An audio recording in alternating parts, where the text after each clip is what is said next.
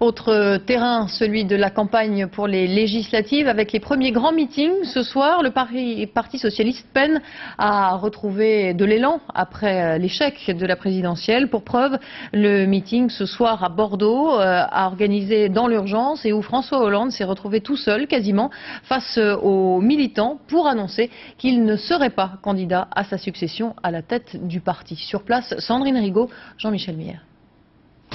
Concentré sur ses notes. François Hollande le sait, son intervention est attendue, peut-être l'une des dernières en tant que premier secrétaire. Cet après-midi, il a annoncé qu'il ne se représenterait pas à la tête du parti et il confirme. Moi je suis mobilisé pour les élections législatives, uniquement pour les élections législatives.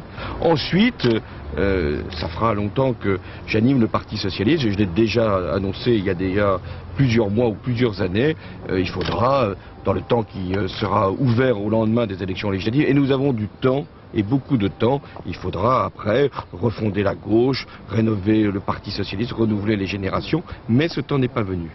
On ne saura donc pas quand, mais pour les militants, l'heure est venue en tout cas de tourner la page. Il a fait son temps, il a un bilan tout à fait correct en tant que premier secrétaire du PS.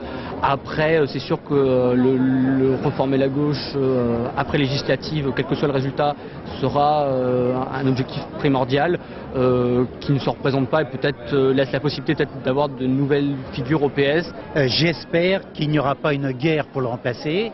Moi, je vois tout de suite une qui pourrait très bien le remplacer. J'aimerais beaucoup. Ségolène Royal ? Tout à fait, Ségolène Royal. Ségolène Royal qui n'a pas fait le déplacement ce soir. Aucun ténor d'ailleurs autour de François Hollande. Ils auraient été prévenus trop tard. Pas de photos de famille donc, mais une cible, Nicolas Sarkozy. Pour ce pouvoir, tout s'achète, tout se prend, tout est marchand. Les étiquettes politiques, ça s'arrache. Les itinéraires, ça s'oublie. Les réseaux, ça se prend. Les amitiés, ça se capte.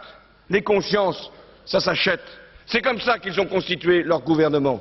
Non pas un gouvernement d'ouverture, mais un gouvernement d'aventure individuelle.